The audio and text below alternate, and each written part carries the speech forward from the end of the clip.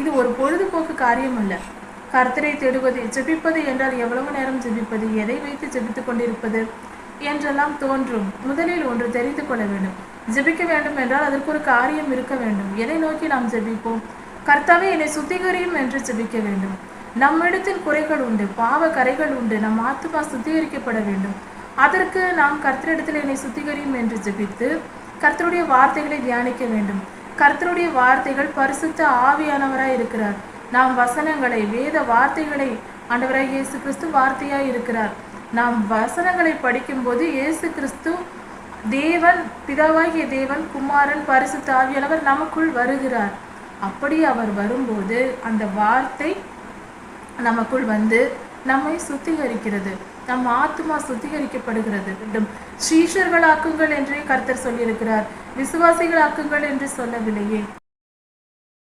நம்முடைய பிதாவாகிய தேவனுடைய அன்பும் ஆண்டவராகிய இயேசு கிறிஸ்துவின் கிருபையும் சமாதானமும் உங்கள் அனைவரோடும் கூட என்றென்றைக்கும் இருப்பதாக. தலைப்பு: நான் உன்னை விட்டு விலகுவதும் இல்லை, உன்னை கைவிடுவதும் இல்லை. 1 சாமுவேல் 7ஆம் அதிகாரம். பெலிஸ்தர்கள் 7 மாதம் வைத்திருந்து அதனால் மிகவும் பாதிக்கப்பட்டு பின்பு பெத்ஷிமேசுக்கு கர்த்தருடைய உடன்படிக்கை பெட்டியை அனுப்பினார்கள். இப்படி பெத்ஷிமேசுக்கு வந்த உடன்படிக்கை பெட்டியை அங்கிருந்த ஜனங்கள் கீரியாத் யாரீமுக்கு சொல்லி அனுப்பி, நீங்கள் வந்து உடன்படிக்கை பெட்டியை எடுத்துக்கொண்டு போங்கள் என்று சொன்னார்கள். இப்படியாக கீரியாத் யாரீம் ஊர் ஜனங்கள் கர்த்தருடைய உடன்படிக்கை பெட்டியை எடுத்துக்கொண்டு போனார்கள். அவர்கள் அதை எடுத்துக்கொண்டு போய் அமினதாவின் வீட்டில் வைத்தார்கள்.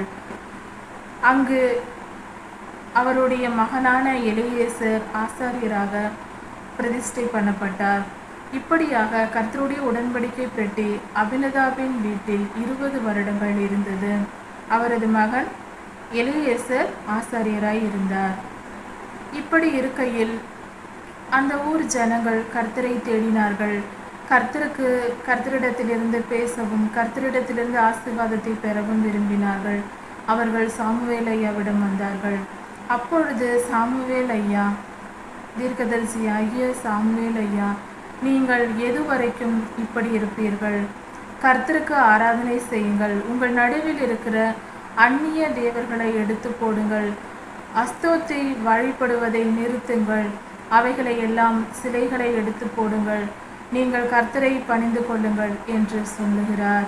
அப்படி சாமுவேல் ஐயா சொன்னதும் அந்த அந்நிய தேவர்களை வணங்குவதை எல்லாவற்றையும் விட்டுவிட்டு கர்த்தர் ஒருவருக்கே உங்கள் முழு இருதயத்தோடும் ஆராதனை செய்யுங்கள், அப்பொழுது கர்த்தர் உங்களை ஆசீர்வதிப்பார் என்று சொல்லுகிறார்.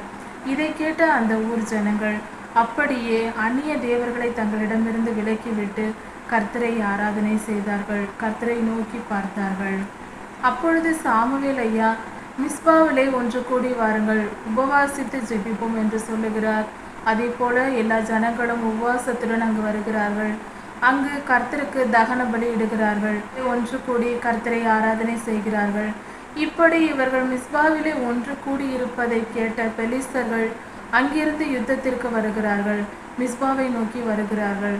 அந்த இடத்தில் இந்த ஜனங்கள் இஸ்ரவேலர்கள் பயந்து சாமுவேல் ஐயாவை நோக்கி, நீங்கள் கர்த்தரிடத்தில் விண்ணப்பம் பண்ணுங்கள், கர்த்தரை நோக்கி ஓயாமல் ஜெபித்து கொண்டே இருங்கள்.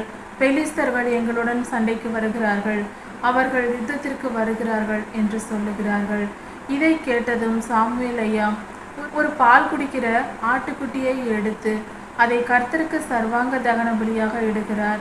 இட்டு கர்த்தரை நோக்கி ஜெபிக்கிறார். இப்படி செய்யும் போது இஸ்ரவேலர்களுக்கும் பெலிஸ்தர்களுக்கும் சண்டை உண்டாகிறது. இந்த நிலையில் கர்த்தர் இறங்கி வந்தார். இஸ்ரவேலை காப்பதற்காக வானத்தில் பெரிய இடி முழக்கங்களை உண்டு பண்ணினார். அவர்கள் மிஸ்பாவில் யுத்தம் செய்ய வருகும்போது இடி முழக்க சத்தத்தை பெலிஸ்தர்கள் கேட்கிறார்கள். அந்த இடி முழக்கம் மகா பயங்கரமாய் இருந்தது, வித்தியாசமானதாய் இருந்தது. அப்படிப்பட்ட நிலையில் அந்த காரியத்தை பார்த்த உடனே பெலிஸ்தர்கள் மிகவும் பயந்தார்கள். இஸ்ரவேலர்கள் பெலிஸ்தரை மேற்கொண்டார்கள், அவர்களை விரட்டி அடித்தார்கள். அவர்கள் தேசங்களையும் இஸ்ரவேலர் தேசங்களை பெலிஸ்தர்கள் ஏற்கனவே பிடித்து வைத்திருந்தார்கள்.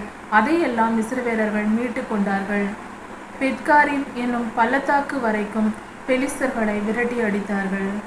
இப்படி நடந்த பின்பு சாமுவேல் ஐயா மிஸ்பாவுக்கும் சேனுக்கும் நடுவே ஒரு பெரிய கல்லை நிறுத்தி கர்த்தருக்கு பலியிட்டு கர்த்தருடைய நினைவாக, கர்த்தர் செய்த அற்புதத்தின் நினைவாக எபினேசர் என்று பெயர் வைத்தார். இஸ்ரவேலர்கள் எக்ரோனிலிருந்து காத் இந்த பட்டணங்களையும் தங்களுடைய பட்டணங்களை மீட்டு கொண்டார்கள். அதுவரை பெலிஸ்தர்கள் அதை பிடித்து வைத்திருந்தார்கள். கர்த்தருடைய உதவியினால், கர்த்தர் செய்த கிருபையினால் இப்படி நடந்தது. பின்பு சாமுவேல் ஐயா வருடத்திற்கு ஒரு முறை பெத்லெகேம், கில்கால் என்று சுற்றி சென்று நியாயம் விசாரித்து திரும்பி வருவார் ராமாவுக்கு. இது வழக்கமாக வைத்திருந்தார். இப்படியாக சாமுவேல் ஐயா நியாயம் விசாரித்தார் இஸ்ரவேலர்களை. இப்படியாக சாமுவேல் ஐயா இஸ்ரவேலர்களை நியாயம் விசாரித்தார். இதிலிருந்து நாம் தெரிந்து கொள்ள வேண்டிய காரியம் என்ன? கர்த்தருடைய வல்லமை இந்த இடத்தில் விளங்கி இருக்கிறது. கர்த்தரை நோக்கி இவர்கள் கூப்பிட்டார்கள், இஸ்ரவேலர்கள் கூப்பிட்டார்கள். எப்படி கூப்பிட்டார்கள்? தங்கள் நடுவில் இருந்த அந்நிய தேவர்களை விலக்கிவிட்டு, அந்நிய அக்கினியை விலக்கிவிட்டு கர்த்தருக்கு உகந்த பலியை செலுத்தினார்கள். கர்த்தருக்கு பிரியமாய் நடந்து கொண்டார்கள், மனம் திரும்பினார்கள். அதனால் ஏற்பட்ட நற்காரியங்களே இவைகள். அவர்கள் இழந்ததையும், இழந்து போன தங்களுடைய தேசத்தையும் பட்டணங்களையும் இவர்கள் மீண்டுமாக பிடித்து கொள்ள முடிந்தது. வானத்தின் இடிகளை அனுப்பி கர்த்தர் பெலிஸ்தர்களை கலங்கடித்து அவர்களை தோற்கடித்தார். கர்த்தர் பெரியவராய் இருக்கிறார். கர்த்தருக்கு இதுதான் வழி, அதுதான் வழி என்று அல்ல. கர்த்தர் எப்படியும் நம்மை பாதுகாப்பார். கர்த்தருக்கு பயந்து அவருக்கு கீழ்ப்படிந்து வாழ்வது மட்டுமே நம்முடைய கடமையாய் இருக்கிறது. அதை மட்டும் நாம் கவனமாய் செய்து கொண்டிருந்தால் நம்மை குறித்து நாம் யோசிக்க கூட தேவையில்லை. கவலைப்படாதே என்று சொல்லுவார்கள். கவலை அல்ல, நாம் நினைத்து கூட பார்க்க தேவையில்லை. நம்முடைய தேவைகளுக்காக, நம்முடைய காரியங்களுக்காக நாம் நினைவை கூட நாம் செலுத்தி அதில் நேரத்தை வீணடிக்க தேவையில்லை. கர்த்தருக்கு பிரியமாய் வாழ்வதில் மட்டும் கவனமாய் இருந்தால் நம்முடைய செயல்கள் எல்லாமே கர்த்தருக்கு பிரியமானதாய் இருக்கும் என்கிற நம்பிக்கையோடு நாம் வாழ்ந்தால், அப்படி நாம் நடந்து கொண்டால் போதுமானது. சிறிய காரியமாய் இருந்தாலும் சரி, பெரிய காரியங்களாய் இருந்தாலும் சரி, முக்கியமான வாழ்க்கையில் எடுக்கிற முடிவுகளையும் கர்த்தரை நோக்கி கேட்டுதான் செய்ய வேண்டும். அன்றாடம் நாம் செய்கிற வேலைகளையும் கூட கர்த்தரை கேட்டே நாம் செய்ய வேண்டும். அப்படி கர்த்தருடைய சித்தம் அறிந்து செய்யும் போது அது மிக பரிசுத்தமானதாக இருக்கும். நாம் நம் வாழ்க்கையில் வருகிற கஷ்டங்களை சுமந்து கொண்டு திரிகிறோம். வாழ்க்கையில் நமக்கு வருகிற போராட்டங்கள், வியாதிகள், பிரச்சனைகள் போன்ற காரியங்களை நாம் சுமந்து கொள்கிறோம். அதை நாம் ஏற்றுக்கொண்டு வாழ்ந்து கொண்டிருக்கிறோம். ஆனால் ஒரு காரியத்தை தெரிந்து கொள்ள வேண்டும். எதனால் இப்படி நடக்கிறது, நாம் என்ன தவறு செய்தோம் என்பதை உணர வேண்டும். அதாவது தற்செயலாய் எல்லாம் தானாக நடக்கிறது என்று கிடையாது. அப்படியெல்லாம் இல்லை. கர்த்தரே எல்லா காரியத்தையும் செய்கிறார். அதாவது நற்கிரியைகள் எல்லாம் கர்த்தரிடத்திலிருந்து வருகிறது. தீமையான கிரியைகளை எல்லாம் நாமே பெற்றுக்கொள்கிறோம். இது எப்படி நடக்கும் என்றால், ஒரு மனிதன் இந்த பூமியில் நடுநிலையாக வைக்கப்பட்டிருக்கிறான். கர்த்தருடைய ஆவியானவரும் மனிதனை வழிநடத்த விரும்புகிறார். பொல்லாத ஆவிகளும் ஆளுகை செய்ய விரும்புகின்றன. இப்படி இருக்கையில் பொல்லாத ஆவிகளின் சொல்லை கேட்டால் நாம் பாவம் செய்கிறோம். அவைகள் நமக்கு இச்சையை தூண்டும், பாவம் செய்ய தூண்டும். அதனால் நாம் பாதிக்கப்பட்டு சுலபமாக பொல்லாத ஆவிகளின் பேச்சை கேட்டு விழுந்து விடுவோம். உதாரணத்திற்கு, நாம் டிவி பார்க்கிற பழக்கம் கொஞ்சம் இருக்கலாம். டிவி பார்க்க வேண்டும் என்று பொல்லாத ஆவிகள் நம் இடத்தில் போதிக்கும். அது நம் கண்களுக்கு தெரியாது, நம் மனதில் தோன்றும், நாம நினைக்கிறோம் என்று நினைத்து கொள்வோம். டிவி பார்க்கலாம். எப்பொழுது பார்த்தாலும் வேதம் வாசிக்கிற நேரம், ஜெபிக்கிற நேரம், ஆலயத்துக்கு செல்லுகிற நேரம் போன்ற நேரங்களிலும் கூட இன்று டிவி பார்க்கலாம் என்று தோன்றும். சரி, அப்புறம் படித்து கொள்ளலாம். வேதாகமத்தை படிப்பது எப்பொழுது வேண்டுமானாலும் படிக்கலாம். இந்த சீரியலை பார்க்கலாம், இந்த படத்தை பார்க்கலாம் என்று அதுவே நமக்கு விக்கிரகமாய் இருக்கிறது. இப்படி நாம் கண்களின் இச்சைக்கு இடம் கொடுத்தால் நம் கண்களில் பாதிப்பு வரும். மாம்சத்தின் இச்சை போன்ற காரியங்கள் தோன்றும். இவைகளுக்கு செவி கொடுத்து விழுந்து போகிறவர்களும் உண்டு. சில நேரங்களில் நாம் அவைகளுக்கு இடம் கொடுக்காமல் உபவாசிப்பதும் ஜெபிப்பதும் கர்த்தரை தேடுவதும் நம்மை சுத்திகரித்துக் கொள்வதும் இது ஒரு பொழுதுபோக்கு காரியம் அல்ல. கர்த்தரை தேடுவது, ஜெபிப்பது என்றால் எவ்வளவு நேரம் ஜெபிப்பது, எதை வைத்து ஜெபித்துக் கொண்டிருப்பது என்றெல்லாம் தோன்றும். முதலில் ஒன்று தெரிந்து கொள்ள வேண்டும். ஜெபிக்க வேண்டும் என்றால் அதற்கு ஒரு காரியம் இருக்க வேண்டும். எதை நோக்கி நாம் ஜெபிப்போம்? கர்த்தாவே என்னை சுத்திகரியும் என்று ஜெபிக்க வேண்டும். நம்மிடத்தில் குறைகள் உண்டு, பாவ கரைகள் உண்டு, நம் ஆத்துமா சுத்திகரிக்கப்பட வேண்டும். அதற்கு நாம் கர்த்தரிடத்தில் என்னை சுத்திகரியும் என்று ஜெபித்து கர்த்தருடைய வார்த்தைகளை தியானிக்க வேண்டும். கர்த்தருடைய வார்த்தைகள் பரிசுத்த ஆவியானவராய் இருக்கிறார். நாம் வசனங்களை, வேத வார்த்தைகளை, ஆண்டவராய் இயேசு கிறிஸ்து வார்த்தையாய் இருக்கிறார். நாம் வசனங்களை படிக்கும்போது இயேசு கிறிஸ்து தேவன், பிதாவாகிய தேவன், குமாரன், பரிசுத்த ஆவியானவர் நமக்குள் வருகிறார். அப்படி அவர் வரும்போது அந்த வார்த்தை நமக்குள் வந்து நம்மை சுத்திகரிக்கிறது, நம் ஆத்துமா சுத்திகரிக்கப்படுகிறது. இதற்காக தான் ஜெபிக்க வேண்டும், இதற்காக தான் நாம் வேதம் வாசிக்க வேண்டும். எப்பொழுது பார்த்தாலும் ஊழியர்கள் ஜெபியுங்கள் என்று சொல்வார்கள், அடுத்தவர்களுக்காக ஜெபியுங்கள், பிரச்சனைகளுக்காக ஜெபியுங்கள் என்று சொல்வார்கள். சரிதான், ஆனால் அது மட்டுமே வாழ்க்கை அல்ல. நாம் கர்த்தருக்கு பிரியமானபடி வாழ வேண்டும். கர்த்தர் நம் ஒவ்வொரு தனிப்பட்ட மனிதனை சுத்திகரிக்க விரும்புகிறார். நம்மை நாம் சுத்திகரித்துக் கொள்ள வேண்டும். பலர் பிரச்சனைகளுக்காகவும் ஜெபிக்க வேண்டும், உண்மைதான். ஆனால் அது மட்டுமே போதாது. நம்மை நாம் சுத்திகரிக்க வேண்டும். மற்றவர்களும் ஆத்தும ரட்சிப்புக்காக தான் நாம் போராட வேண்டும். அவர்கள் ரட்சிக்கப்பட்டு கர்த்தருடைய பிள்ளையாக மாற வேண்டும்.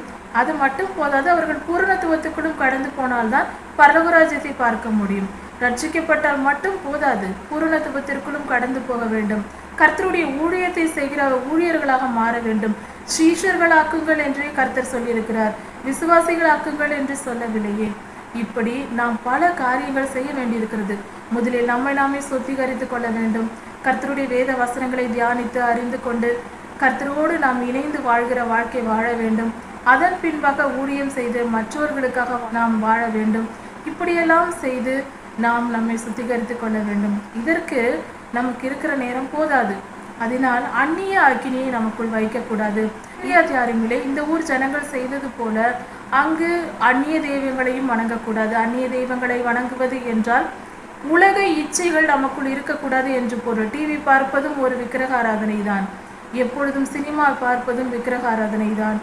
இச்சையான காரியங்கள், அதாவது கர்த்தருடைய வார்த்தைகளை பார்ப்பது அல்ல. டிவி பார்க்கிறோம், கர்த்தருடைய வசனங்களை கேட்கிறோம், டிவியில் கர்த்தருடைய வசனங்களை பார்க்கிறோம், கர்த்தருடைய சேனல்களை நாம் பார்க்கிறோம் என்றால் அது பாவம் அல்ல. இச்சையான காரியங்களை பார்ப்பதே பாவம். அதை தெரிந்து கொள்ள வேண்டும். இப்படி நம்மை நாமே நம் நடுவில் சுத்திகரித்து கொள்ள வேண்டும். நாம் அந்நிய அக்கினியை வைத்துக் கொள்ளக்கூடாது. நம் வாழ்க்கையில் படிப்புக்கு, பணத்திற்கு, வாழ்க்கையில் எல்லா புகழுக்கு போன்ற காரியங்களுக்கு நாம் அடிமையாக கூடாது. எதற்கும் அடிமையாகாமல் எல்லாம் இவ்வுலக வாழ்க்கையில் வரும் போகும். ஆனால் கர்த்தருக்கும் நமக்கும் உள்ள உறவு மட்டுமே நிரந்தரமானது. அதை ஸ்திரப்படுத்த நினைக்க வேண்டும். நிலைத்திருக்க, அது உறுதியாய் இருக்க நாம் முயற்சி செய்ய வேண்டும். அதற்கு கர்த்தரை தேட வேண்டும். இப்படியாக அந்நிய நம்மிடத்தில் இருக்கிற இச்சை காரியங்களை அகற்றிவிட்டு கர்த்தருக்கு பிரியமாய் வாழ்ந்து கர்த்தருடைய ராஜ்யத்தில் சேர்வோம். நித்திய ஜீவனை சுதந்திரித்துக் கொள்வோம். 1 சாமுவேல் 8-9 அதிகாரம். ஒரு தேசத்தை ராஜா ஆளுகை செய்தால் அது எப்படி இருக்கும் என்பதை குறித்து இந்த வேத பகுதியில் சொல்லப்பட்டிருக்கிறது. கர்த்தர் இஸ்ரவேல் தேசத்தை ஒரு ராஜா ஆளுவதை விரும்பவில்லை. நானே உங்கள் ராஜா, இன்னொரு ராஜா உங்களுக்கு தேவையில்லை என்று கர்த்தர் சொன்னார். ஆனால் இஸ்ரவேலரோ கேட்கவில்லை. சாமுவேல் ஐயா நியாயாதிபதியாக நியாயம் விசாரித்து வந்தார். அவருக்கு முதிர் வயதானது. அவரது குமாரர்களான யோவேலும் அபியாவும் நியாயாதிபதிகளாக நியமிக்கப்பட்டார்கள். சாமுவேல் ஐயா அப்படியாக நியமித்தார். அவர்கள் இஸ்ரவேலை நியாயம் விசாரித்து வந்தார்கள். ஆனால் சாமுவேல் ஐயாவை போல அவர்கள் நீதியின் மார்க்கமாய் இல்லாமல் பரிதானம் வாங்கி பண ஆசை உள்ளவர்களாய் வாழ்ந்தார்கள். இப்படிப்பட்ட சூழ்நிலையில் அவர்கள் பரிசுத்தமாய் கர்த்தருடைய ஜனத்தை ஆளுகை செய்யவில்லை.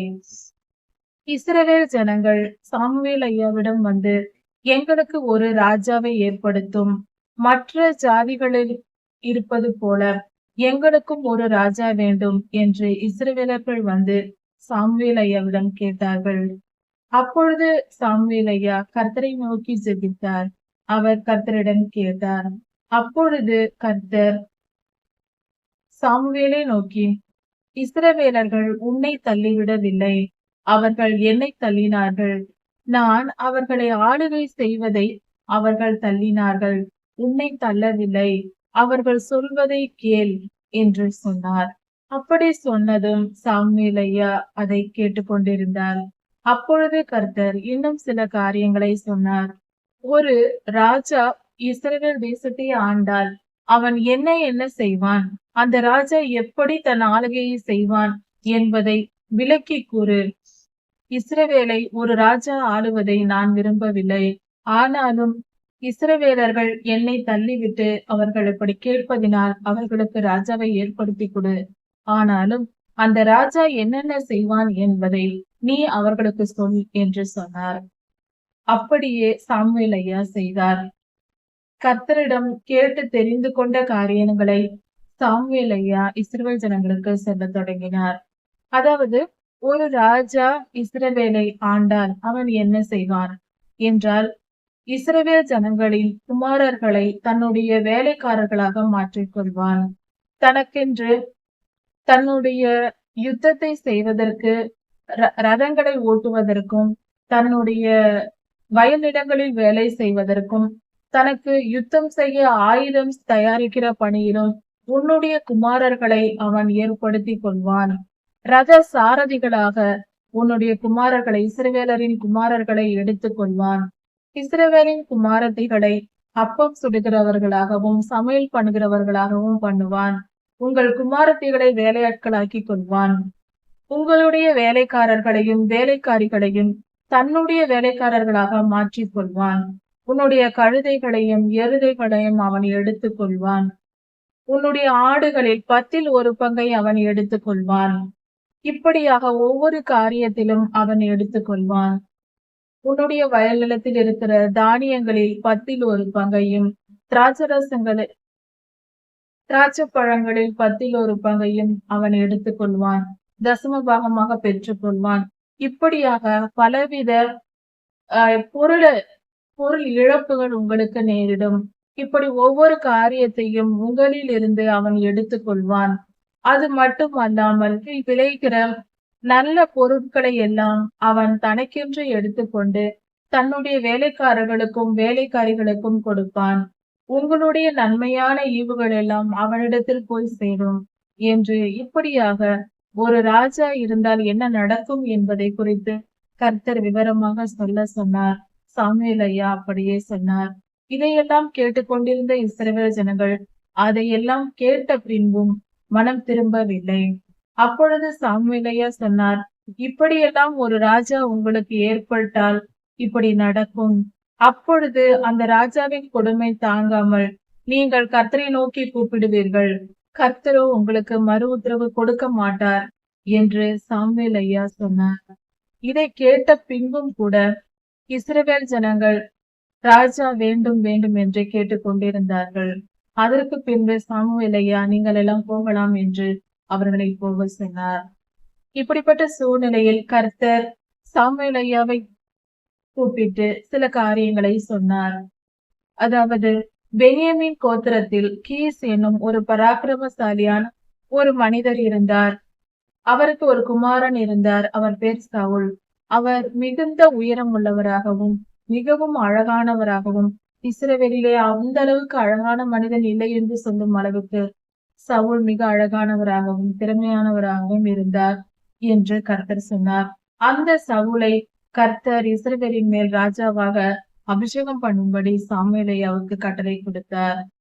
இப்படியாக சாமுவேல் ஐயாவினிடத்தில் சில காரியங்களை, இன்னும் பல விஷயங்களை கர்த்தர் சொன்னார்.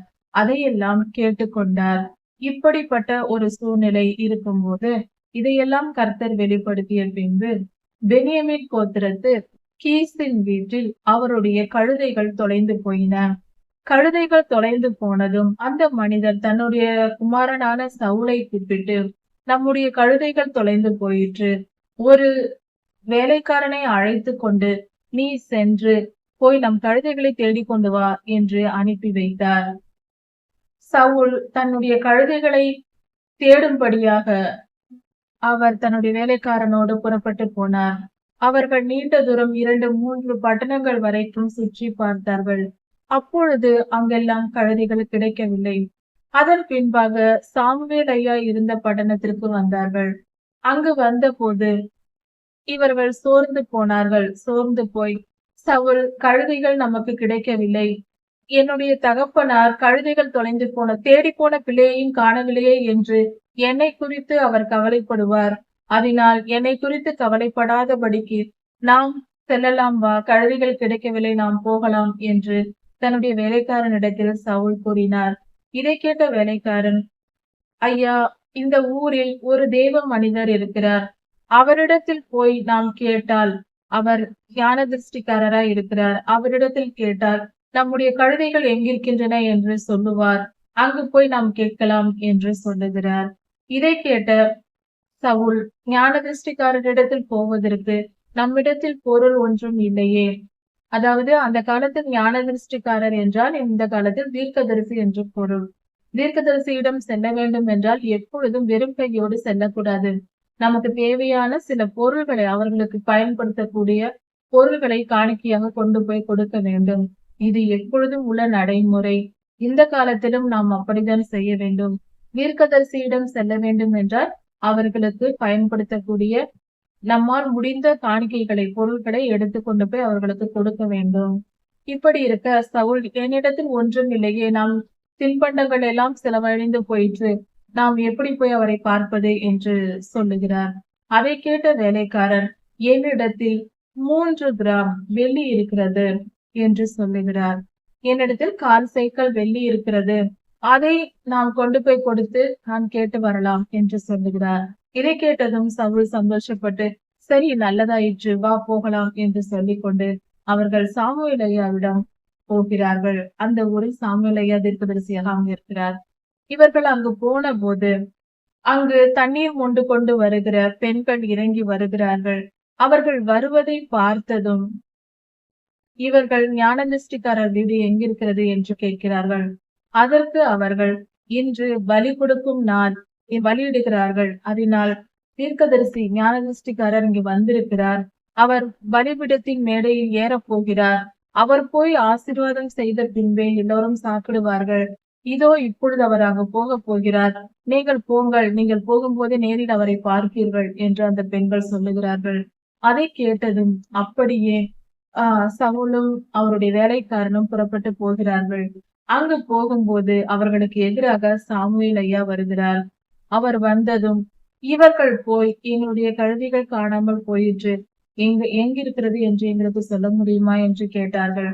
அதற்கு சாமுவேல் ஐயா, அதை விடுங்கள், இஸ்ரவேலின் அநேகருடைய அபேட்சை உங்கள் மேல் இருக்கிறது.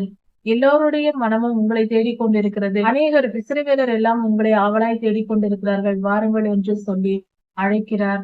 அழைத்து சென்று பேசுகிறார். ஏனெனில் ஏற்கனவே கர்த்தர் சாமுவேல் ஐயாவிடம் சொல்லி இருந்தார் முதல் நாளே, நாளை இந்நேரத்தில் பென்யமீன் கோத்திரத்தான் ஆகிய ஒரு மனிதனை நான் அனுப்புவேன். அந்த மனிதனை இஸ்ரவேலின் மேல் அபிஷேகம் பண்ணு. அவன் இப்படிப்பட்ட உயரமாய் இருப்பான், அழகானவனாய் இருப்பான் என்றெல்லாம் கர்த்தர் சொல்லி இருந்தார். இதை தெரிந்து வைத்திருந்த சாமுவேல் ஐயா சவுலை பார்த்த உடனே சாமுவேல் ஐயாவுக்கு கர்த்தரின் குரல் கேட்கிறது. இந்த மனிதன் தான் நான் சொல்லிய மனிதன், இவனை அபிஷேகம் பண்ணு என்று கர்த்தர் சொல்லுகிறார். இதை கேட்டதும் சாமுவேல் ஐயா சவுலிடம் இதை கூறுகிறார். சாமுவேல் ஐயா சொல்லுகிறார், நீ இஸ்ரவேலின் மேல் அதிகாரியாக வேண்டும், உன்னை ராஜாவாக்க போகிறேன் என்ற பொருளில் அவர் பேசுகிறார். அதை கேட்டதும் சவுல் ஐயா, இஸ்ரவேலின் கோத்திரங்களிலேயே சிறிய கோத்திரமான பென்யமீன் கோத்திரத்தான் அல்லவா நான்? அந்த பென்யமீன் கோத்திரத்திலும் சிறிய குடும்பத்தை சேர்ந்த கீசின் மகன் அல்லவா நான்? எனக்கு எப்படி இப்படி நடக்கும் என்று அவர் சொல்லுகிறார். அதை கேட்டதும் சாமுவேல் ஐயா, இது கர்த்தருடைய செயல் என்று சொல்லுகிறார்.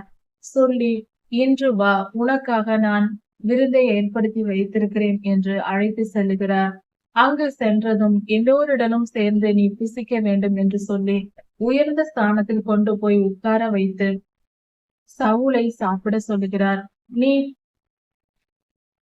நாங்கள் பலியிடும் உண்மையே நாங்கள் பலியிடும் போதே உனக்காக எடுத்து வைக்கப்பட்ட மாமிச உணவு இது என்று தனியாக எடுத்து வைக்கப்பட்டிருந்த சமையல்காரனிடம் சாமுவேலையா ஏற்கனவே கொடுத்து வைத்திருந்த அந்த உணவை எடுத்து சவுலுக்கு கொடுக்கிறார். அதை சவுல் சாப்பிடுகிறார். இப்படி எல்லாம் முடிந்த பின்பு அவர்கள் புறப்பட்டு செல்லுகிறார்கள்.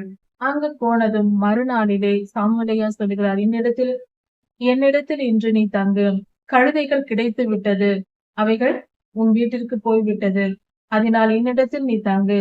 நாளை உனக்கு நீ செய்ய வேண்டிய காரியத்தை சொல்லுவேன் என்று சாமுவேலையா சொல்லுகிறார். அதை கேட்டு சவுலும் கீழ்ப்படிந்தார்.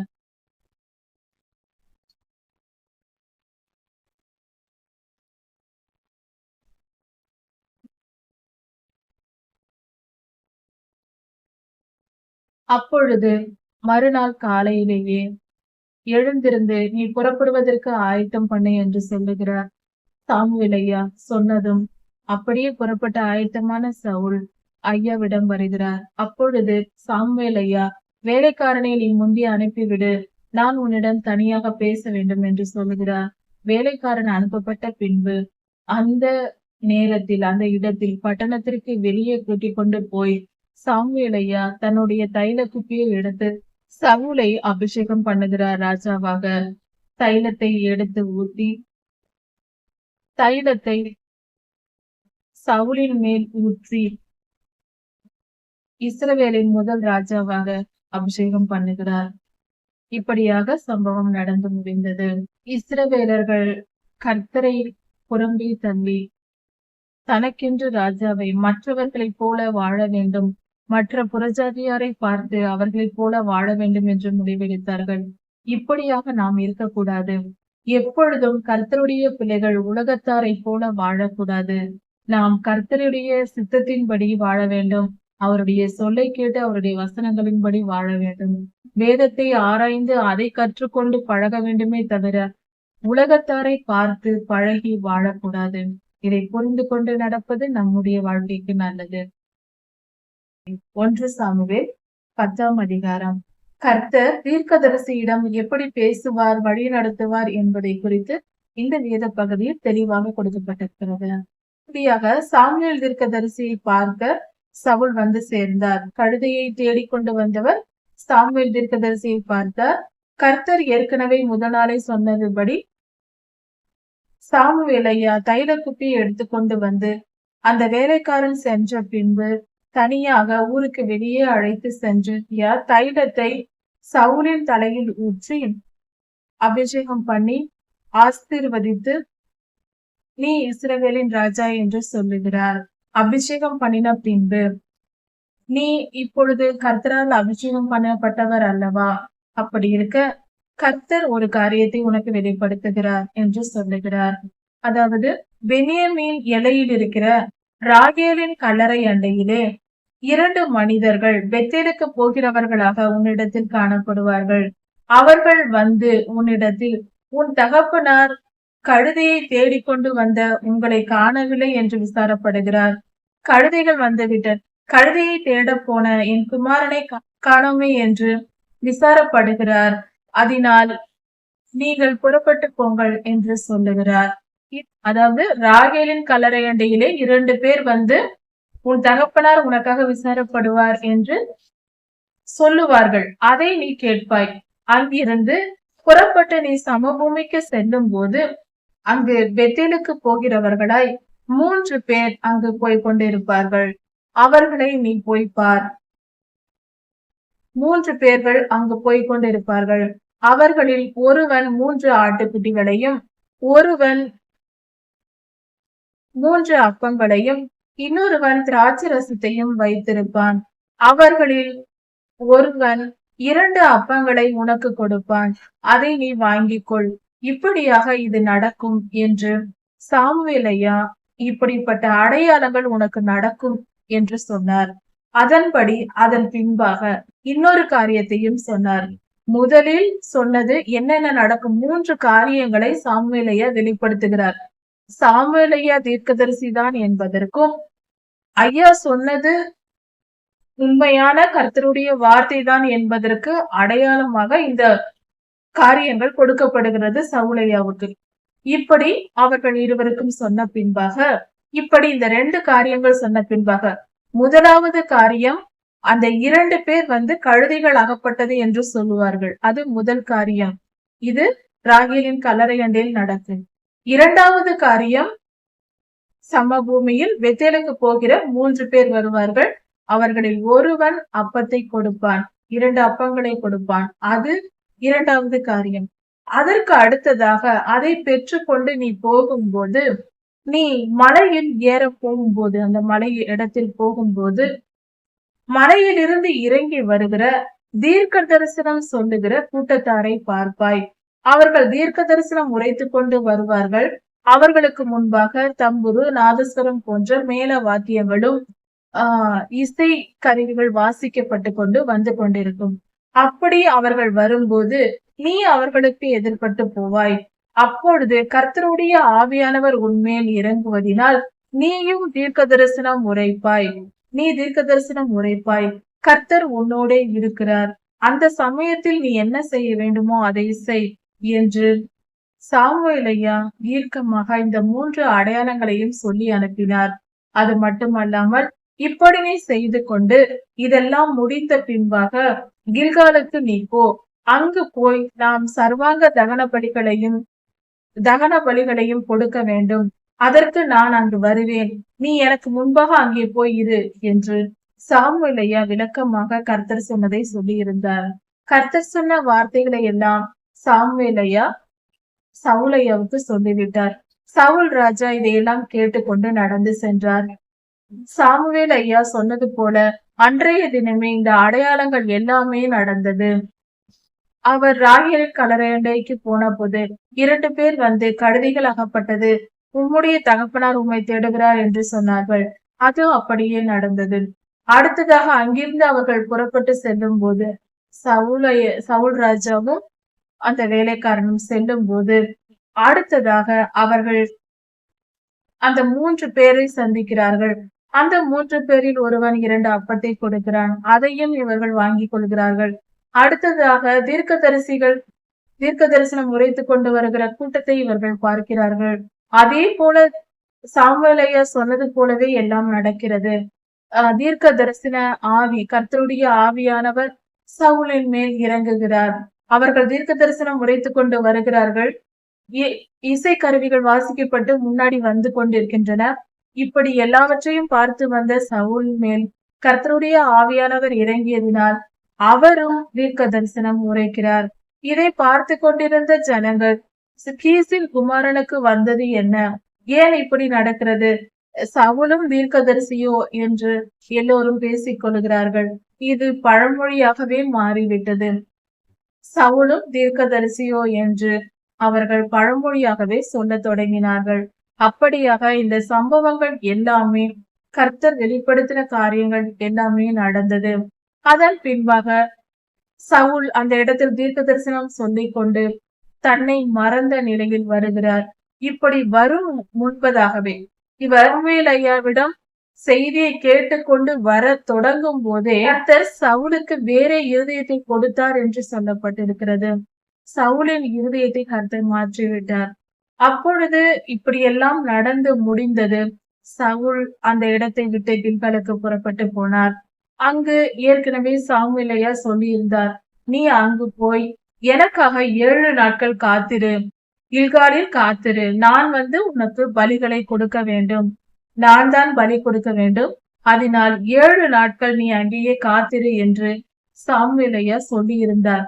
அதன்படி அங்கு சென்ற சவுல் பலிகளுக்கு ஏற்பாடு செய்துவிட்டு கில்காலிலே காத்திருந்தார்.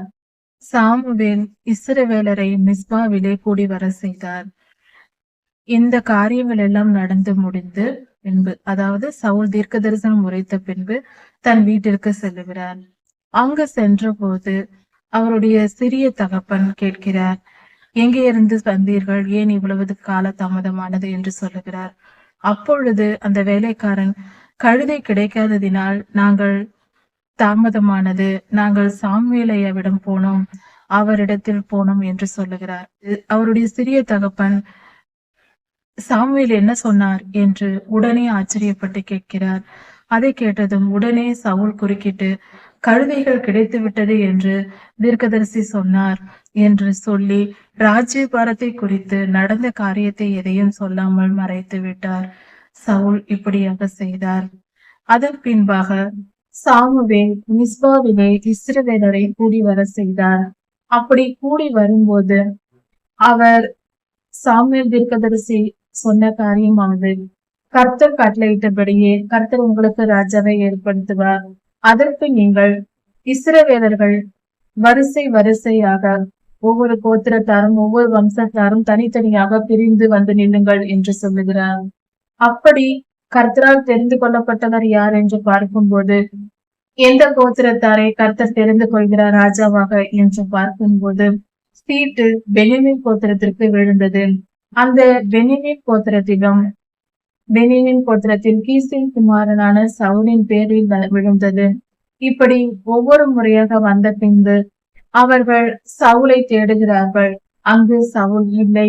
உடனே கர்த்தர் எல்லோரும் சவுல் எங்கே என்று தேடும் போது கர்த்தரிடம் கேட்கிறார்கள். கர்த்தர் இதோ அவன் தளவாடங்களின் நடுவே உடைந்து கொண்டிருக்கிறான் என்று கர்த்தர் வெளிப்படுத்துகிறார். அப்பொழுது அவர்கள் சவுலை போய் பிடித்து கொண்டு வந்து நிறுத்துகிறார்கள். இஸ்ரவேலரின் மத்தியில் சவுல் நின்ற போது சவுலின் தோளுக்கு கீழே அத்தனை ஜனங்களும் இருந்தார்கள். எல்லோரையும் விட உயரமான மனிதனாக, அழகான மனிதனாக சவுல் இருந்தார். எல்லா இஸ்ரவேலரும் சவுலின் தோளுக்கு கீழாகவே இருந்தார்கள். அந்த அளவுக்கு சவுல் உயரமானவராக இருந்தார். இதை பார்த்ததும் சாமுவேல் ஐயா சந்தோஷப்பட்டு சொல்லுகிறார், இதோ கர்த்தரால் தெரிந்து கொள்ளப்பட்ட மனிதன் எவ்வளவு உயரமாக இஸ்ரவேலின் ராஜா இருக்கிறார் என்று சொல்லி பாராட்டுகிறார்கள். ஜனங்கள் எல்லாம் கம்பீரித்து சந்தோஷப்படுகிறார்கள். இப்படியாக இஸ்ரவேலின் தேசத்திற்கு முதல் ஒரு ராஜா கிடைத்து விட்டார். கர்த்தர் அப்பொழுது பேசுகிறார். அதாவது கர்த்தர் எகிப்திலிருந்து அவர்கள் அடிமைத்தனத்திலிருந்து இஸ்ரவேலரை காத்தார். அவர்களை எதிர்த்து வந்த அத்தனை ராஜாக்களிடமும் யுத்தம் செய்து அவர்களை காப்பாற்றினார். கர்த்தரே ராஜாவாய் அவர்களுக்கு இருக்க வேண்டும் என்று விரும்பினார். அவர் ராஜாவாய் இருக்க நினைத்த அந்த ஜனங்கள் எங்களுக்கு தனியாக ஒரு ராஜா வேண்டும் என்று ஒரு மனிதனை ஏற்படுத்தி கொண்டார்கள். அதன் விளைவாக எவ்வளவு பெரிய அதாவது அவர்கள் கர்த்தரை வேண்டாம் என்று தள்ளிவிட்டார்கள். இது செய்யக்கூடாத மிகப்பெரிய தவறாய் இருக்கிறது. என்றும் கூட நம்முடைய வாழ்க்கையில் நாம் அப்படிதான் இருக்கிறோம். நம் வாழ்க்கையை ஆளுகை செய்ய கர்த்தர் விரும்புகிறார். அவர் நமக்கு ராஜாதி ராஜாவாய் இருக்க விரும்புகிறார். நம் இருதயங்களை ஆளுகிறவராக இருக்கிறார். தேசத்தை அல்ல, நம் இருதயத்தை ஆளுகிறவராக, நம் மனதிற்கு பிரியமானவராய் இருக்க விரும்புகிறார். நாம் அவரை நேசிக்க வேண்டும். அவரிடத்தில் அன்பு கூற வேண்டும். என் அன்பு தகப்பன் என்று நாம் நேசிக்க வேண்டும் என்பதே அவருடைய விருப்பமாய் இருக்கிறது. என் அன்பு பிள்ளைகள் என்னிடத்தில் அன்பாய் இருக்க வேண்டும் என்று ஒரு தகப்பன் நினைக்கிறார். இதில் என்ன தவறு இருக்க முடியும்? எந்த ஒரு தாயும் தகப்பனும் தன் பிள்ளைகள் தன்னிடத்தில் அன்பாய் இருக்க வேண்டும் என்று எதிர்பார்க்க மாட்டோமா? அதே போலதான் கர்த்தரும் எதிர்பார்க்கிறார். அந்த அன்பு கூறுதலை மட்டுமே நம்மை அன்பாய் ஆளுகை செய்ய விரும்புகிறார். அவர் நம்மிடத்தில் அன்பாய் இருக்கிறார். நம்மையும் ஒரு பொருட்டென்று எண்ணி நம்மிடத்தில் அன்பை எதிர்பார்க்கிறார். நாம் அவ்வளவு பெரியவர்கள் அல்ல, அற்பமானவர்கள், தூசுக்கும் பொறாதவர்கள். ஆனால் நம்மையும் ஒரு ஜீவனாக மதித்து அவர்களை நேசிக்க வேண்டும் என்று விரும்புகிறாரே, அதுவே அவருடைய பெருந்தன்மை. அவர் பெரியவர் என்பதற்கு அடையாளமாய் இருக்கிறது. ஆனால் நாமும் அவரை புறக்கணிக்கிறோம். இஸ்ரவேலர்கள் அன்றைய ஆண்டவராய் இயேசு கிறிஸ்துவை புறக்கணித்தார்கள். கர்த்தரை அவர்கள் வேண்டாம் என்று சொன்னார்கள். அதே போல இன்றும் நாமும் நம் வாழ்க்கையில் கர்த்தரை ஆளுகை செய்ய அனுமதிக்காமல் உலக காரியங்களை கொண்டு வந்து விடுகிறோம். டிவி பார்த்து கொண்டு டிவி நம்மை ஆளுகிறது. செல்போனில் தவறான காரியங்களை பார்த்து, நல்லதை பார்ப்பது தவறல்ல, கர்த்தருடைய வார்த்தைகளை கேட்பது தவறல்ல, இச்சையான காரியங்களை செல்போன் டிவி எதில் பார்த்தாலும் பாவம் நம்மை ஆளுகை செய்ய ஒப்பு கொடுத்து விடுகிறோம். அன்று இஸ்ரவேலர்கள் செய்த தவறை நாம் இன்று செய்து கொண்டிருக்கிறோம். தயவு செய்து மனம் திரும்புவோம். கண்களின் இச்சைக்கு இடம் கொடுக்காமல், மாம்சத்தின் இச்சைக்கு இடம் கொடுக்காமல், ஜீவனத்தின் பெருமைக்கு இடம் கொடுக்காமல், கர்த்தருக்கே இடம் கொடுத்து கர்த்தரையே நம்மை ஆளுகை செய்யும்படியாக அவருக்கு நம்மை அர்ப்பணித்து அவரை ராஜாதி ராஜாவாய் நாம் ஏற்றுக்கொண்டு அவர் நம்முடைய தகப்பனாய் நம்மை ஆளுகை செய்ய நம்மை நாம் அவருக்கு அர்ப்பணிப்போம். கர்த்தர் நம்மோடு கூட இருந்து நம்மை வழிநடத்த விருப்பம் கொள்கிறார். அது அவருடைய நன்மைக்காக அல்ல, நம்மை காப்பதற்காகவே. நம் ஆத்துமாவை காப்பாற்றி நித்திய ஜீவனுக்கு கொண்டு போவதற்கு அவருடைய ஆளுகை நன்மை வந்தால்தான் முடியும். நம்மால் நாம பரலோகத்தில் போய் உட்கார்ந்து கொள்ள முடியாது. நம்மால் இந்த உலகத்தில் தனிப்பட்ட முறையில் பரிசுத்தமாய் வாழ முடியாது. நம்மால் இந்த வேத வசனங்களை கை கொண்டு வாழ முடியாது. நம் பலன் பத்தாது. அது போதாத காரியம். கர்த்தரால் மட்டுமே முடியும். கர்த்தர் நம்மோடு இருந்தால் இவை எல்லாம் சாத்தியமே. அவர் நம்மை ஆளுகை செய்து வழி நடத்தும் போது நித்திய ஜீவன் நிரந்தரம், நிச்சயம், வெற்றி நிச்சயம். அதில் எந்த ஒரு தயக்கமோ சந்தேகமோ தேவையில்லை. நாம் கர்த்தருக்கு நம் வாழ்க்கையில் இடம் கொடுக்கிறோமா? நம்மை ஆளுகை செய்யும்படி அவரை ராஜாதி ராஜாவை ஏற்றுக்கொள்கிறோமா? நம்மை நாமே சோதித்து பார்ப்போம். 1 சாமுவேல் 11ஆம் அதிகாரம். இந்த வேத பகுதியில் கர்த்தர் சவுலை ராஜாவாக்கினார். இஸ்ரவேல் ஜனங்கள் கர்த்தருக்கு விருப்பம் இல்லாவிட்டாலும் இவர்கள் விரும்பி கேட்டார்கள், எங்களுக்கு ஒரு ராஜாவை ஏற்படுத்தி தாரும் என்று சாமுவேல் ஐயாவிடம் கேட்டார்கள். சாமுவேல் ஐயா கர்த்தரிடம் கேட்டார். கர்த்தருக்கு அது சித்தம் இல்லை என்றாலும் இவர்களுடைய கேட்டது நிமித்தம் கர்த்தருக்கு பிடிக்கவில்லை என்றாலும் இவர்கள் இஸ்ரவேலர்கள் கேட்டது நிமித்தம் அவர்களுக்கு ஒரு ராஜாவை ஏற்படுத்தி கொடுத்தார். அந்த ராஜாவின் பெயர் சவுல். சவுலை கர்த்தர் ராஜாவாக அபிஷேகம் பண்ண சொல்லுகிறார். இப்படி கர்த்தருடைய வார்த்தையின்படியே சாமுவேல் தீர்க்கதரிசி ஐயா சவுலை ராஜாவாக அபிஷேகம் பண்ணார். இந்த சம்பவம் நடந்த பின்பு எல்லா ஜனங்களும் அவரவர் வீட்டிற்கு சென்றார்கள். சவுல் ராஜாவும் கிபியாவில் இருக்கிற தன்னுடைய வீட்டிற்கு சென்றார். பலர் சவுலை ராஜாவாக ஏற்றுக்கொண்டு கர்த்தருடைய ஆவியானவர் யார் யாரை ஏவினாரோ அவர்கள் இஸ்ரவேலின் இராணுவத்தில் சேர்ந்தார்கள்.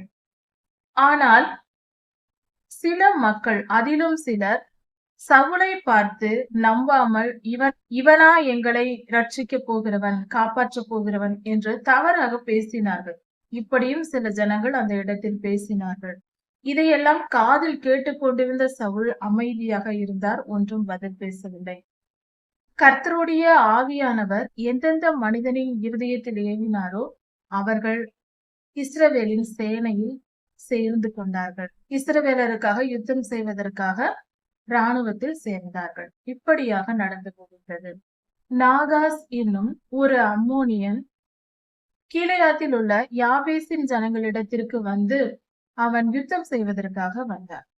யாபேசின் மனுஷர்கள் நாகாசிடம் கேட்டுக்கொள்கிறார்கள், எங்களை ரட்சிப்பார் இல்லை என்று நீங்கள் வந்திருக்கிறீர்கள், எங்களை நீங்கள் ஒன்றும் செய்ய வேண்டாம், எங்களோடு உடன்படிக்கை பண்ணும், யுத்தம் வேண்டாம் என்று சொல்லுகிறார்கள். அதற்கு நாகாஸ், உங்களுடைய வலது கண்களை பிடுங்கி நான் உங்களுக்கு நிந்தையை வரப்பண்ணி உங்களுக்கு துன்பத்தை கொடுத்து உங்களோடு உடன்படிக்கை செய்கிறேன் என்று சொல்லுகிறான். இது மகா கொடுமையான வார்த்தையா இருக்கிறது.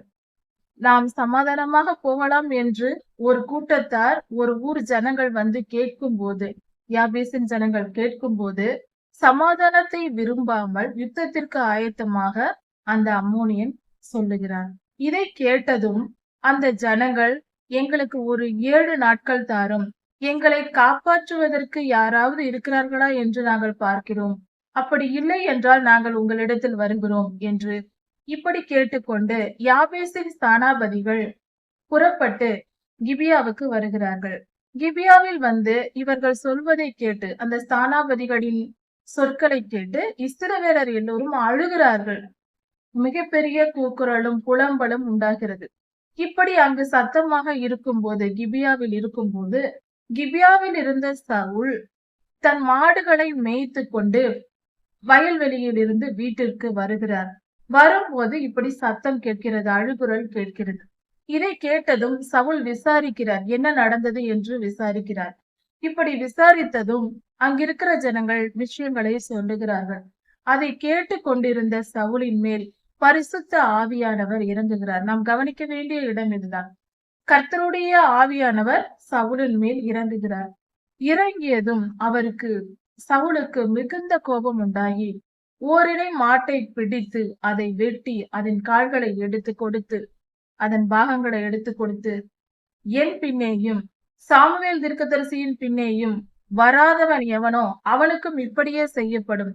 அதாவது என் பின்னும் என்னோடு சேர்ந்து வருகிற தீர்க்கதரிசி ஆகிய சாமுவேல் ஐயாவின் பின்னும் எங்களோடு உடன்பட்டு எங்கள் பேச்சை கேட்டுக்கொண்டு யுத்தத்துக்கு வராதவர்கள் யார் இருந்தாலும் அவர்கள் கை கால்கள் வெட்டி போடப்படும் என்பதற்கு அடையாளமாக மாடுகளை வெட்டி இதை கொடுத்து இஸ்ரவேல் முழுவதும் செய்தி அனுப்புகிறார். இப்படி சொல்லுங்கள் போய் என்று ஜனங்களை அனுப்புகிறார் சவுல் ராஜா. இதை கேட்ட அந்த ஜனங்கள் இப்படியாக நாங்கள் கிபியாவில் இருந்து உங்களுக்கு வந்து, அதாவது சவுல் ராஜா சொல்லுகிறார் யாபேசின் ஸ்தானாபதிகளிடத்தில், நாங்கள் வந்து உங்களை காப்பாற்றுவோம், அந்த அம்மோனியனை நாங்கள் வெற்றி போடுவோம், அவனை நாங்கள் தோற்கடிப்போம் என்று சொல்லிக் கொண்டு சவுல் ராஜா இப்படியாக செய்கிறார். இதை கேட்ட அந்த ஜனங்கள் மிகவும் அந்த ஸ்தானாபதிகள் சந்தோஷப்பட்டு நேராக புறப்பட்டு தங்கள் ஊருக்கு சென்று யாபேசின் மனுஷர்கள் மற்றவர்களிடம் எல்லாம் அந்த அதிகாரிகள் சொல்லுகிறார்கள். ஸ்தானாபதிகள் என்றால் இன்றைய நிலையில் மந்திரிமார்கள் என்று சொல்லலாம். அது போல அந்தஸ்தில் இருப்பவர்கள். அவர்கள் போய் பெரியோர்கள் எல்லாம் போய் சொன்ன உடனே அந்த ஜனங்கள் மிகவும் சந்தோஷப்பட்டு அவர்களுக்கு சொல்லி அனுப்புகிறார்கள். அம்மோனியனான நாகாசுக்கு சொல்லி அனுப்புகிறார்கள். இப்படியாக இந்த காரியம் நடந்து முடிந்தது. இதை சொல்லிவிட்டு பின்பு ஒரு சம்பவம் நடக்கிறது. அதாவது இப்படி சவுலையா உறுதியாக, மிகவும் உறுதியாக, திடகாத்திரமாக ஒரு பதிலை சொல்லி அனுப்பியும் இஸ்ரவேலர்கள் அங்கு புறப்படவில்லை. கர்த்தர் அவர்களுக்குள் ஒரு காரியத்தை, பெரிய காரியத்தை செய்கிறார், அதன் பின்பே புறப்படுகிறார்கள் என்று எழுதப்பட்டிருக்கிறது. அதாவது 2 காரியங்கள் இந்த அதிகாரத்தில் நாம் கவனிக்க வேண்டியவை. ஒன்று, சவுலுக்கு இந்த செய்தி கேட்டதும், அதாவது நாகாஸ் அம்மோனியன் யுத்தத்திற்கு வந்திருக்கிறான் யாபேசுக்கு என்ற செய்தி கேட்டதும் பரிசுத்த ஆவியானவர் சவுல் ராஜாவின் மேல் இறங்குகிறார். இது ஒரு காரியம். 2வது, ஜனங்கள் மேலும் கர்த்தருடைய ஆவியானவர் இறங்கி செயல்படுகிறார். அங்கு அவர்களுக்கு ஒரு கஷ்டம் வருகிறது. இஸ்ரவேல் ஜனங்கள் மனம் திரும்பும்படியாக சில நியாய தீர்ப்புகளை கர்த்தர் கொடுக்கிறார். அதை அனுபவித்த பின்பே ஜனங்கள் மனம் திரும்பி சவுல் ராஜாவுக்கு பின்பாக புறப்பட்டு செல்லுகிறார்கள். இதில் யுத்த புருஷராக புறப்பட்டவர்கள் 3 லட்சம் இஸ்ரவேலர்களும் 30,000 யூதர்களும் அவர்கள் சவுல் ராஜாவின் பின்பாக சென்றார்கள் யுத்தத்தில். இப்படியாக இவர்கள் புறப்பட்டு அதிகாலையிலேயே நேராக யுத்த களத்திற்கு, அம்மோனியனான நாகாஸ் இருந்த அந்த யுத்த களத்திற்கு புறப்பட்டு போய்விட்டார்கள். விடியற் காலையில் அவர்கள் யுத்தம் செய்ய தொடங்கிவிட்டார்கள். இப்படியாக சவுல் ராஜா அந்த யுத்த சேனையை நடத்துகிறார். 3 பிரிவுகளாக பிரித்து யுத்தத்தை நடத்துகிறார். இந்த யுத்தத்தில் அவர்கள் எல்லோரும் தோற்று போய், அம்மோனியர்கள் தோற்று போய், நாகாஸ் தோற்று போய் ஓடி போகிறார்கள். ஒருவரும் ஒருவரோடொருவர் இணைந்து ஓடாமல் தனித்தனியாக ஓடுகிறார்கள் என்று சொல்லப்படுகிறது. அந்த அளவுக்கு மகா உக்கிரமாக சவுல் ராஜா மிக பலத்துடன், கர்த்தருடைய ஆவியானவரின் பலத்துடன் யுத்தம் செய்து அந்த அம்மோனியர்களை வெற்றி பெறுகிறார். இப்படி அது வெற்றி பெற்ற பின்பாக அவர்கள் வந்து சாமுவேல் ஐயா, சவுல் ராஜா, இஸ்ரவேல் ஜனங்கள் எல்லோரும் சந்தோஷம் கொண்டாடுகிறார்கள். அவர்கள் கில்காலுக்கு போய் ராஜ்யபாரத்தை அங்கிருந்து சவுல் ராஜா தொடங்கி செய்கிறார். இப்படியாக இந்த சம்பவம் எல்லாம் நடந்து முடிந்தது. இந்த வேத பகுதியில் இன்றைய வாழ்க்கைக்கு நமக்கு தெரிந்து கொள்ள வேண்டிய, நம் வாழ்க்கையில் செயல்படுகிற காரியங்கள் உண்டு. அந்த 2 காரியங்களை குறித்து நாம் கவனிக்கலாம். ஒன்று, கர்த்தருடைய ஆவியானவர் சவுல் ராஜாவின் மேல் இறங்கினார். அங்கு சவுல் மிகப்பெரிய யுத்தத்தை செய்து வெற்றி பெற்றார். அந்த இஸ்ரவேல் ஜனங்களுக்காக யுத்தம் செய்கிற எண்ணம் அவருக்குள் வந்தது. கர்த்தருடைய ஆவியானவரே ஒரு மனிதனை செயல்படுத்துகிறார், ஊக்கப்படுத்துகிறார். ஒரு கர்த்தருடைய ஆவியானவர் ஒரு மனிதனுக்குள் வந்துவிட்டால் அவன் மிகுந்த பலத்துடனும் உற்சாகத்துடனும், அப்படிப்பட்ட மனிதனை எந்த மனிதனாலும் தடுத்து நிறுத்த முடியாது என்பதை புரிந்து கொள்ள வேண்டும். பரிசுத்த ஆவியானவர் ஒரு மனிதனை அபிஷேகம் பண்ணி அவனுக்குள் இறங்கி செயல்படுத்த தொடங்கிவிட்டால் எந்த மனிதனாலும் அந்த மனிதனை தடுத்து நிறுத்த முடியாது. எந்த காரியத்தை செய்தும் தடுத்து நிறுத்த முடியாது. அது தேவ சித்தமா இருக்கும்போது தேவனே ஒரு கட்டளையை கொடுத்து பரிசுத்த ஆவியானவரை தந்து ஒரு மனிதனை செயல்படுத்தினால் அந்த மனிதனை தடுத்து நிறுத்த உலகத்தில் யாராலும் முடியாத காரியமாயிருக்கிறது. அதை நாம் புரிந்து கொண்டு தேவ பிள்ளைகளுக்கு பயந்து நடக்க வேண்டும். தேவ பிள்ளைகள் மனிதர்கள் தான், ஆனால் அவர்களுக்குள் இருப்பவர் பரிசுத்த ஆவியானவர். பிதாவாகிய தேவனே ஆவியாய் அவர்களுக்குள் இருக்கிறார். அப்படி இருக்க நாம் நடுங்க வேண்டியது அவசியமா இருக்கிறது. கர்த்தருடைய ஆவியானவரால் ஏவப்பட்ட பின்பு அந்த மனிதனை ஜெயிக்க எந்த மனுஷனாலும் முடியாது. அதையும் புரிந்து கொள்ள வேண்டும். அப்படிப்பட்ட பரிசுத்த ஆவியானவர் நமக்குள் வர வேண்டும். கர்த்தருடைய சித்தத்தை நாம் செய்ய வேண்டும். இதில் முக்கியமான காரியம், என் விருப்பத்தை செய்ய கர்த்தருடைய பரிசுத்த ஆவியானவர் எனக்குள் வரமாட்டார். நம்முடைய சுயநலமான காரியங்களுக்காக பரிசுத்த ஆவியானவர் வந்து நமக்கு செயல்படுத்த மாட்டார். நமக்கு நன்மைதான் செய்வார், தீமை ஒருபோதும் செய்ய மாட்டார். ஆனால் நம் விருப்பத்திற்கு நாம் வாழ்வதற்கு பரிசுத்த ஆவியானவர் வந்து உதவி செய்ய மாட்டார். இதை நன்கு புரிந்து கொள்ள வேண்டும். தேவ சித்தத்தின்படி செயல்படுகிற எந்த மனுஷனையும் பரிசுத்த ஆவியானவர் ஆளுகை செய்து அவர்களை வெற்றி பெற வைத்து எல்லா காரியத்தையும் வெற்றிகரமாக முடித்து தருவார். அது தேவ சித்தத்தை நிறைவேற்றுவதற்காகவே பரிசுத்த ஆவியானவர் செயல்படுவார். அதையும் நன்கு புரிந்து வைத்துக் கொள்ள வேண்டும். இப்படி பரிசுத்த ஆவியானவர் சவுல் ராஜாவின் மேல் இறங்கியதினால் அந்த வெற்றியும் கிடைத்தது. இஸ்ரவேலருக்கு நல்ல ராஜா கிடைத்தார். அது அவருடைய பரிசுத்த ஆவியானவரின் வல்லமையினால் தான் சவுலால் இப்படி செய்ய முடிந்தது. அவருக்கு தேவையான ஞானம் கிடைத்தது. அவருக்கு தேவையான பலம், தைரியம், உணர்வு எல்லாம் கொடுக்கப்பட்டிருக்கிறது. பொருளும் கிடைத்திருக்கிறது. ஜனங்கள் அதிகமான காணிக்கைகளை கொண்டு வந்து கொடுத்தார்கள் என்று சொல்லப்பட்டிருக்கிறது. அவர் தைரியமாக, கோபத்துடன் பயங்கரமாக அவர் செயல்பட்டார் என்றும் தெரிகிறது. அடுத்ததாக அவர்களுக்கு மனிதர்களின் தயவும் கிடைத்திருக்கிறது. இப்படி பரிசுத்த ஆவியானவர் ஒரு மனிதனுக்குள் இருக்கும்போது எல்லாவித காரியங்களும், காரணிகளும், வெற்றிக்கான காரணிகள் எல்லாமே நமக்கு கொடுக்கப்படும். அதனால் நாம் தைரியமாய் கர்த்தருடைய சித்தத்தை நிறைவேற்றலாம். அடுத்ததாக இஸ்ரவேல் ஜனங்கள் சவுல் ராஜாவின் பின்னே போக வேண்டும். அவர்கள்தான் ராஜாவை கேட்டார்கள். கர்த்தர் ராஜாவை கொடுத்தார். ஆனால் அந்த ராஜாவுக்கும் இவர்கள் கீழ்ப்படியவில்லை. அழைத்த போது இவர்கள் போகவில்லை. கர்த்தர் ஒரு பயங்கரத்தை வரவழைத்தார். அதன் பின்பே இவர்கள் புறப்பட்டு போயிருக்கிறார்கள். அப்படி என்றால் கர்த்தருடைய சொல்லை கேட்டு நாம் கீழ்ப்படிந்து நடக்கவில்லை என்றால் கஷ்டங்கள் வரும் என்பதையும் நாம் புரிந்து கொள்ள வேண்டும். நமக்கு வரும் பாடுகளுக்கு நம்முடைய கீழ்ப்படியாமைதான் காரணம், வேறொன்றும் இல்லை. கர்த்தரே நமக்கு தருவதல்ல. நாம் அடங்காமல் கீழ்ப்படியாமல் இருந்தால் ஒரு நல்ல ஆசிரியர் கீழ்ப்படியாத ஒரு மாணவனை கண்டித்து அடித்து வழி நடத்துவது போல, தண்டித்து வழி நடத்துவது போல கர்த்தரும் சிறு சிறு தண்டனைகளை கொடுத்து, அது ஒரு நியாய தீர்ப்பு, உன் தவறுக்கு இது உனக்கு நியாய தீர்ப்பு என்று அதற்கான கூலியை கொடுத்து நம்மை திருத்தி வழி நடத்தவே ஆண்டவர் அதை செய்கிறார். அவர் நல்லவர், மிகவும் நல்லவர். அவர் நம்மை விட்டு விலகுவதும் இல்லை, நம்மை கைவிடுவதும் இல்லை.